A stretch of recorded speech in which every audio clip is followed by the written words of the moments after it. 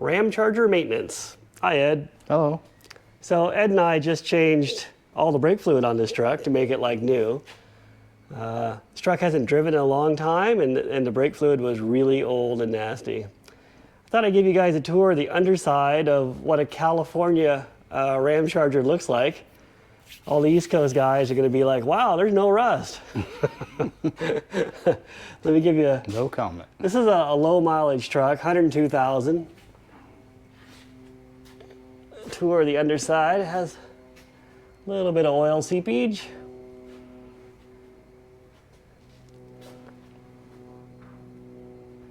Does have a Flowmaster muffler on it.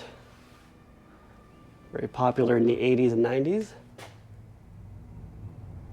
It's got these little kicker shocks on the springs. I've never seen those before, but if you've driven Ramchargers, and I don't know, maybe Blazers too, but sometimes they have a little axle wrap up when you come to a stop, and this one doesn't. And I don't know if it was made by Rancho or who made those, but they work pretty well. We inspected all the brakes. They're basically new, but the fluid was old. I don't know how well this is coming out. You guys can see the undercarriage. Do a little maintenance to get this thing back on the road more permanently. I mean, it did run and drive, but brake fluid is one of those things you want to change out because it absorbs moisture from the air and it'll rot your braking components. This truck does have the factory skid plate. I don't know if they all had that or not, but it's nice to see it. It has a little mini catalytic converter, which I've actually never seen before. It's only on one side. Kind of a strange setup. The big difficulty with this truck right now is the engine is, although it's 102,000 miles, it sat for a long time and the coolant was not changed. And so the freeze plugs are pretty compromised. One on each side is bad. Let me see if I can even highlight that for you guys. Of course, my flashlight is dead. Stand by, we got a backup. So I don't know if you guys can see the condition. Let me try here. Hope you're not getting car sick with this. You see that Titanic looking thing in there? I'll try and get the light on it better. That's a freeze plug, which has like rusticles coming out of it. We're gonna try and change that. And I think I'll try and film that. Or record it? What do they call it now, Ed? Filming or recording? Sure. Sure, we're gonna change that out here for you. And on this table here is various freeze plugs. Freeze plugs are kind of a weird name because, and you guys can all fact check me on the internet, but I'm gonna go from memory from pre-internet days. This is a cup plug. This is an expansion plug, which is a different kind of freeze plug. Freeze plugs are called core plugs. I've heard them called, what else are they called? There's something else they're called too. Expansion plugs. Expansion plugs, they're frost plugs.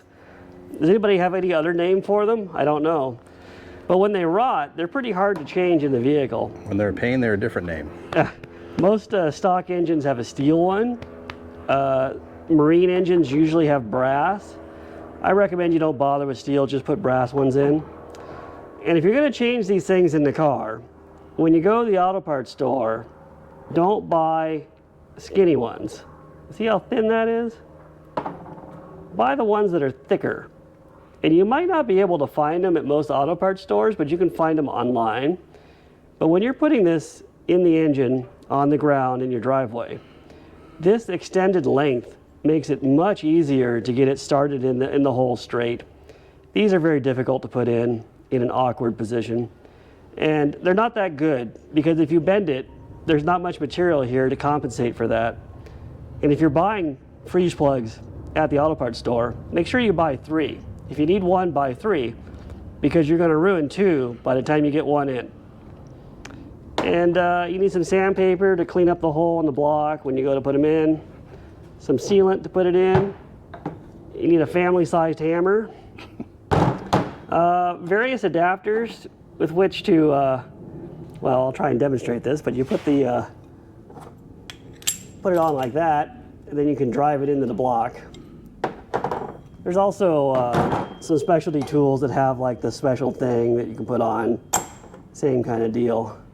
If you're doing this in the truck or car, it's not going to be a textbook installation where you only hammer on the outside edge, because you're not going to have room to work, and you're going to have to improvise. You know, some people have used bottle jacks to put them in, hammers. Sometimes you got to disassemble a fair amount of the car to get room to swing a hammer. You need a screwdriver, and I usually tap on the side of the freeze plug to spin it in the block sideways. And then when you spin it sideways, you can put a pair of channel locks on it, and this is hard to do one-handed. But then when it's sideways in the block, you can lever it out of the block like that. I'll try and film that. And yeah, there's the the short version of what we are about to do. I just did the driver's side of this truck on the ground. I did one freeze plug on each side. They all should be changed, but when the engine is this elderly, it's kind of too much work to bother without pulling the engine out. So being me, I'm just going to do one on each side that's real bad. And there's actually two more between the bell housing and the transmission. I'm going to assume that those are perfect, because we definitely don't want to pull the transmission out right now. I'm going to have to agree too. Yeah, so there you go. Let me set you guys up, and I will try to film as much of this as we can. Bring it back in a sec. Shoddy camera work at best, wouldn't you say, Ed? Sure. All right. Let's see if we can get it out of here. Get the Titanic rust sickles out of the way. I'm gonna try and turn this. Oh, it's pretty rotten. I think it already just went through. Oh yeah. Jeez. It's still got water in it. I think that's cheese. I don't think that's metal. I'm trying to hook the edge of it.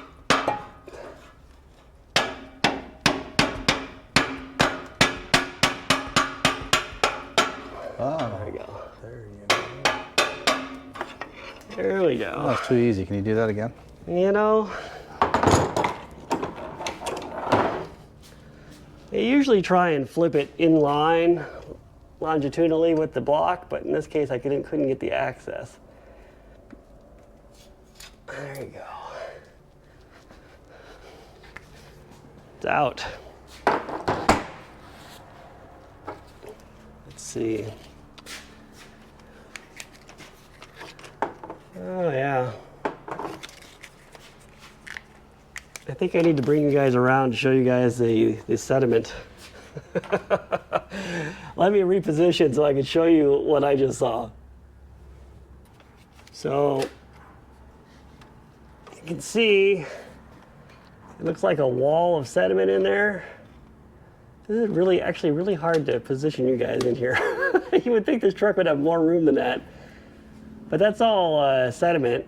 You can dig that out of there. Try and do it one-handed here. So this is basically probably what rotted that freeze plug. You know, it's debris and grime and whatever else from 40 years of use. So I'm gonna clean that hole up. I'm gonna chisel all this out of here. All the way in here is the cylinder. You don't want to hit that. You don't want to go through that. Just got to get rid of the dirt, the grime. And I'll bring you back when I get the hole prepped here. So there is the old freeze plug removed. You can see how rotten it was. I've got the hole in the block prepped. I'll show you that. I apologize for the shoddy as ever camera work, but I've scraped all the gunk out of that hole. Well, not all the gunk, but most of the gunk out. And I lightly sanded the surface of the bore. And we're gonna put some sealant on that and then put the new cup plug in. I should start calling them cup plugs, right? I think so. That's a good phrase. I like it. All right, Ed, I'm gonna pass the camera over to you. Okay, pass the torch. Okay. I'm going to put some sealant on the hole here.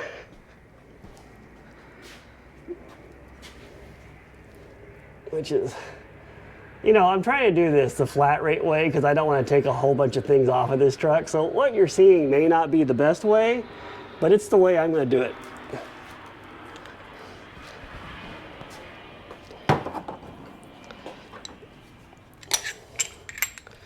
And then I try and finagle. Is finagle a word?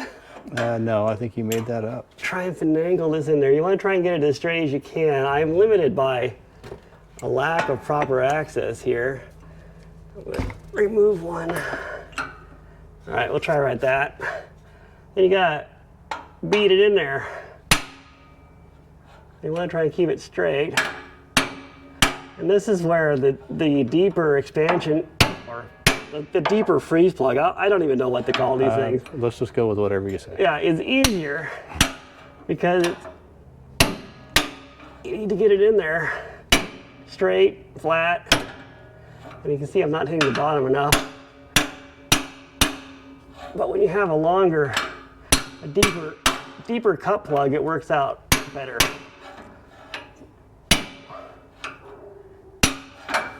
And I'm not sure if that's in all the way. Let me see. You kind of want it flush with the block, and you can see we're still a little high. Yeah, a little bit. And I'm hindered by not being able to get the right angle on this, but we are doing our best.